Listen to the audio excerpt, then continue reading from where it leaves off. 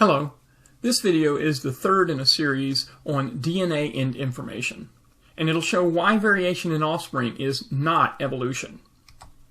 What we'll see in this video: variation in offspring has nothing to do with mutations. Microevolution and macroevolution are very bad terms because they show an ignorance of informational structures. From the perspective of information, macroevolution is complete fiction. Information structures do exist that have variation built in. Only a system with built-in variation can explain stasis and variation. Microevolution implies mutations. It cannot explain stasis and variation, and it's not a proper model for DNA. We'll also see in this video why asexual reproduction produces genetically identical offspring, but sexual reproduction does not. What we'll do in this video: we'll study reproduction code that models variation. We'll do scientific experiments to confirm or deny the hypothesis that coded systems can demonstrate variation with no change in fundamental essence. We'll discuss how a proper model of information can explain much about what we know about DNA and reproduction. So let's get started.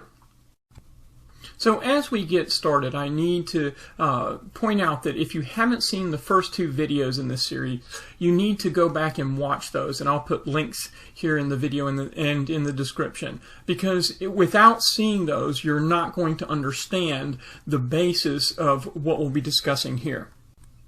So in those videos, we were talking about reproduction and modeling it in computer programs. And we were talking about it from the way that evolutionists and most biologists think about it, which is just mutations in the DNA strands. But here I'm going to show that that way of thinking about DNA shows a lack of understanding of informational structures. Informational structures can model variation, and in fact, as we've looked at these computer programs, you may have caught ideas of that. For example, we have this parent DNA. It's a variable, and its intent is to hold information without changing the program itself. And so no matter what the parent's DNA is or the child's DNA, we can still have this program do the same thing. In other words, the program doesn't need to mutate or change in order to have different output for the offspring. The other thing that we want to understand is that this idea of mutating the DNA in order to get variation in the offspring is really only appropriate for asexual reproduction. The reason is that the evolutionary model thinks of reproduction as simply copying the DNA strand. When you simply copy the DNA, the end result is that you get a clone or duplicate of the parent. And that is why in asexual reproduction, the offspring is often genetically identical or a clone to the parent. So if you think of DNA as just a sequence of characters, then the only way to introduce variation into the offspring is for mutations to occur in the copying or reproductive process. So now you should be starting to understand why mutations not only don't increase functional information, they're also the very wrong way to think about reproduction. It doesn't even begin to consider the effects of taking two parents and combining the DNA strands. So how do we go about doing this? And this is actually the key to understanding how the variation works. So let's look at first of all, a mother and a father HTML. We're going back to HTML just because it's an easier way to see things, to see the results. So first of all, I'm going to look at a mother here, and we have, just similar to the very first video that we went in, we've got a circle and a rectangle, and we also have a pentagon. And I've just broken up that series of characters into different lines, and we'll see why we're going to do that in a minute. And we also have a father, and the father has the same structure. And notice we've got 17 lines here. And we've got 17 lines with the father. So this can be thought of as analogous to chromosomes and to the genes on the chromosome. And so you can mix and match things here. Now notice that there are portions of the strand that are identical between the mother and the father. For example, the first line says SVG circle in both the mother and the father. And in fact, as I go back and forth between the mother and the father, you can see that a lot of it is exactly the same, but just a few things are different. Now, one thing that we want to be really clear about when we break up the DNA strand into these different lines, you can't do that at just arbitrary places. It's not a random division. It has to be done at very specific places, and that is part of the design. So when I broke up these lines, I'm by design determining what things can vary between the mother and the father. Now notice as I click and I show the differences between the mother and the father, the length of the line does not have to stay the same. Now in this example we broke things up by lines just to make it easier for you to see that. But the key point is that in complex data structures you can know where you want to split things, and it doesn't have to be that everything is the exact same length. You can do it in a more complex way. And that's what happens in DNA as well, is that there are specific places that you can cross over or switch things between the mother and the father, and even between the normal genes and recessive genes. So let's take a look and see what this looks like visually. So here we have the HTML code that we are showing in the browser for the father. It's got the same basic shapes that we worked with originally, but they've got some coloring here. That's the kinds of things that I'm going to show. And for the mother is similar, but the sizing is changed a little bit. It's got different colors. And so the rectangle's a different size, the circle's a different size. So they are different, but they have the exact same structure. So now we're going to look at some code that can model sexual reproduction in a very simple way. So the code that can model sexual reproduction is reproduce_sexual.java. And just like in the other videos, you can stop the video and copy the code so that you can try it out yourself. So here's the import part, and I'll then show you the bottom part right here. Now let's explain it. So in previous videos we talked about the same kind of imports for input and output in random number generation. Now we're not going to use random number generation to control mutations. Instead, we will use that random generation to decide whether some of the variables come or the information comes from the father or some of the information comes from the mother.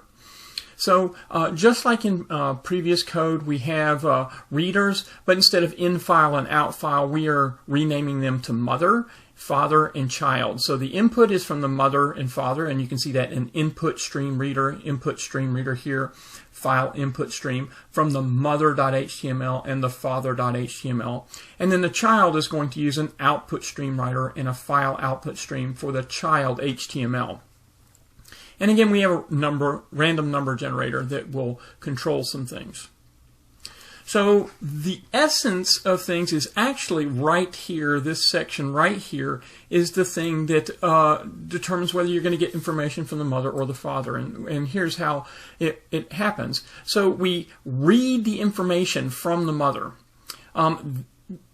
That could be empty. What does null mean?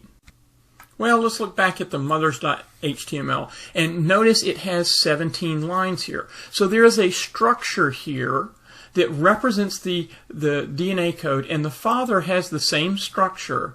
But notice that in our code here, we don't tell it exactly how many lines there are. Now, we could have done that, and it would have simplified the code a little bit. But notice this same code can be used for any number of lines. So we could, if the mother or some other animal, if you will, some other organism had a different structure, a different number of lines, then this same reproductive functionality can work for them as well. Now, note, this is a point that we need to be very careful about, because I'm not saying that the DNA from one type of organism, such as a human, can interact with the DNA of another organism. I'm saying that the machinery, the thing that actually causes the reproduction to happen, the sexual reproduction from a genetic level, is the same, and that it will work on different sets of DNA, no matter what kind of organism they are. However, in order for those organisms to interbreed, the structure must be the same, and so that is part of the design of the organism itself. Okay, so let's continue looking at how the code works.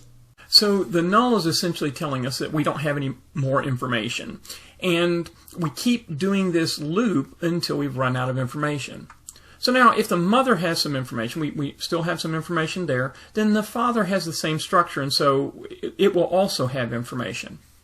The next thing that we do is we have that random number for 2 or less. It's 0 or 1. And you can look at the other programs to understand how that works, or Google it to understand about random number generation. But basically all we're doing is we're trying to get some information from the mother and some from the father. And here we've got it divided up by 50%.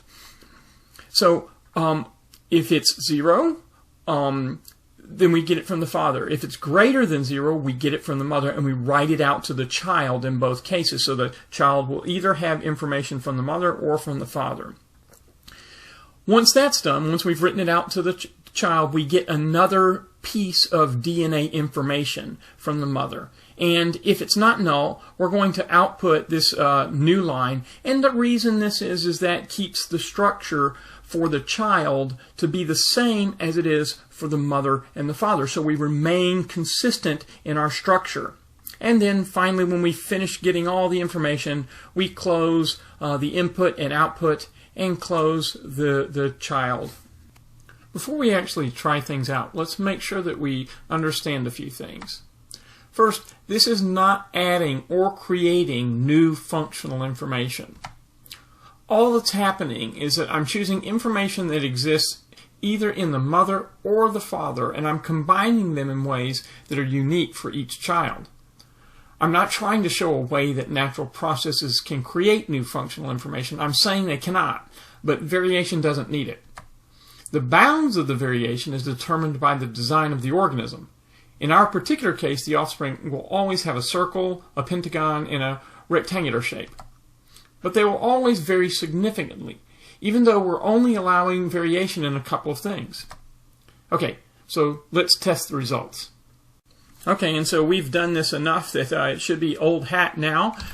Java C and reproduce, and we're going to do the reproduce sexual. And so now we're compiling that, and now we're going to run it. Java reproduce sexual, and get rid of the extension, and there we go. Now we have created a new child. So let's take a look and see what that looks like. So when we bring up the HTML file in the browser, we see this is what the child looks like, and it's similar to the mother and father. It has the same shapes, but those shapes can change size, they can change color, they can change position. If we compare it to the child to the father, well, it has a coloring of some things, but coloring's different on others, and the shape changes a little bit. And as we compare the child to the mother, it's not the same as either one of them. In fact, none of them are exactly the same. So you see that the child is different than both the mother and the father. But the child is the same essential thing. And this kind of thing is done all the time in computer programs, and specifically if you've ever played video games, that's how you can have different characters and you can create your own avatars. And if you don't know about those, you can ask a young person, because I'm sure that they've done that, and that's how it's done in computer programs. So let's do it again. Just run it again, and let's see what results we get. Refresh the screen. And it's another different child, not the same. Continue. And notice that we're not having any of those compile problems that we had before. We're not trying to do mutations or anything else like that. And so it works successfully every time. And so you can go from generation to generation to generation to generation, and you've got all kinds of variation. Here we're only modeling just 17 lines. That's hardly anything. And only a subset of those actually model variation. And in fact, the other ones, they might look to a biologist as if they're junk DNA because they don't model any variation, but they're actually doing some very important things, describing the whole structure of how these things interoperate and work together. Okay, so let's do just a few more things to illustrate the points a little bit more. Remember we said that in this program, the Reproduce Sexual, it could work for any kind of arrangement, any kind of program, as long as the structure was common between the mother and the father. So let's go ahead and do that by designing a new mother and a new father that have a similar structure. So first I'll show you what these look like when we display the HTML. So the mother here has a friend. It starts off the name Bobby, but it could be anything. And it has a button that says Say Hello. And we click on that, and the page says Hello, Bobby. The father is similar. Instead of a friend, it's a cousin. That cousin is Sarah in this particular case. The button is Greet. You click on that, and it says, Good to see you, Sarah. So there's a different message, a different label to the button, a different label for this text box. And I can go in and put in a different name for the cousin, and it will greet the cousin properly. So whatever name we put there, they will greet. Same thing for the mother. Whatever name we put in here, then they will say hello to that person. So it should be pretty obvious that they're different between the mother and the father, but this mother and father pair are quite different than the ones that had the circles and the squares and the pentagon. But we will show now that this functionality that actually causes the reproduction to happen can work on this different pair of mother and father, but they can't interbreed between the different types of organisms. So we'll show that now. So let's look at this new mother. It has a structure that has this label, and this label here is friend. And you pay attention to the slashes, and again, type it in exactly, and it should work. So this here is going to tell us the text box that we can input thing. Notice that there's an ID called the input here. And in this particular case, that friend's name is Bobby. There's then a button that we can click, and it'll call this function greet. But the label on the button is say hello. So here's the button for doing the greeting. And this is functionality to actually get the information from the text box. So that's what this is doing. It's getting that information from the text box, assigning it to a name, and then it is starting another function, which is bringing up that little dialog box, which is called an alert. And right here is the greeting that's done. In this particular case, it's hello. And it will say hello to the person that's assigned to this variable. Again, variables are very important. And it assigns it to that variable right here, and then puts a punctuation at the end. Finally, we have some characters here that end all the functions and end the entire script, which is the functionality called JavaScript. So now in this particular case, the number of lines is different than the other mother that we had. It seems close, but it is different. And just like in the other organism, we can find variation in some lines, but not all lines. Some lines need to be the same. So here we're going to look at the father. It's fairly similar. Notice that this first line is the same, but the second one is different. The third and fourth lines are the same, but the fifth one is different. So they're similar, but not the same, and they are explicitly designed to vary in certain places. Okay, so we have already compiled the Java program, so we don't need to recompile it again because it does the exact same thing it did with the other organism. Again, this is representing the machines of biology that allow sexual reproduction to happen at the genetic level. So I do Java, reproduce sexual, And notice there's no problems, there's no error that happens. And now we bring up the child, and we compare that child to the mother and father. So we've got friend Sarah, say hello. The mother says, friend Bobby, say hello. The father is a little different, cousin Sarah, greet. So it seems to be fairly similar to the mother. Notice if I type say hello or click on the say hello button here for the child, it says, good to see you, Sarah. So it doesn't say hello. It actually gets a greeting that is more similar to the father than the mother. Because if we go to the mother, it says say hello, but it actually does say hello. And if we run it again, we of course get a different child, because that's the whole point of the variation, mixing and matching, kind of, if you will, to produce a great deal of variety, but always the same organism. So now I just want to mention an important term in biology, and that's stasis.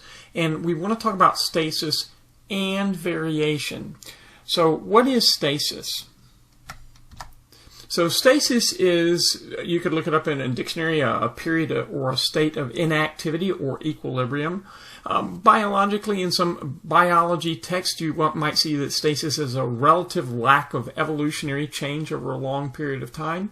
But fundamentally what it is what we see every day, that dogs give birth to dogs and cats give birth to cats. And here's the fundamental point. Even though it's very obvious to anyone who's ever seen one organism give birth to another, it's always the same organism. But in an evolutionary model, you can't explain stasis. How does it happen? And the other thing that we see all the time is variation. That the parent doesn't look exactly like the child, and there's differences between the two parents and the child. And so evolution cannot really explain how both of these things happen at the same time. And that's because they're using a wrong model and they really don't know what's going on in the information level. So let's do one more experiment before we finish this video. If you recall, we had one set of organisms that had circles and squares and a pentagon, and another set of organisms that had buttons and some functionality with a text box. And some people may think, well, let's just mix and match that, and we can add functionality from one to the other. So here we have the mother that has the buttons and text box, and we have the father that came from where we were displaying the circle and the square and the pentagon. Now, if you've been paying attention, or better yet, if you've actually been doing the exercises and doing scientific experiments, you should be able to predict what's going to happen. But let's do the experimental method and test the hypothesis. Can you mix and match from different structures or different organisms? Again, we don't have to recompile the biological machines, we just let them run. No problem, it doesn't cause any error, but let's see the results. So we bring up the child in the browser, and I've also brought up the development tools, and you can understand that from the first video. And it seems like it's kind of successful, but the thing that you need to understand is, as you remember comparing video 1 and video 2, HTML is really not doing much in terms of functionality. And so we've either lost information from the mother, let's see what we had with the mother, or lost information from the father. So we don't have any of the functionality with the buttons, and we don't have all the images from the father. We just have a black circle. So let's try it again. So that didn't really combine very well. Let's see what happens this time and refresh the browser.